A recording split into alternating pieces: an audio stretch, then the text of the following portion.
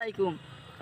আমি চাঁদকে বলি তুমি সুন্দর নাও আমার মায়ের মতো, গোলাপকে বলি তুমি মিষ্টি নাও আমার মায়ের মতো।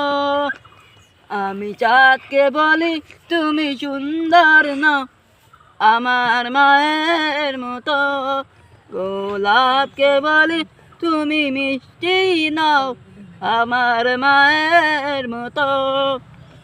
মা যে আমার সবার সেরা, মা যে আমার সবার সেরা, অনন্তকাল বিরত।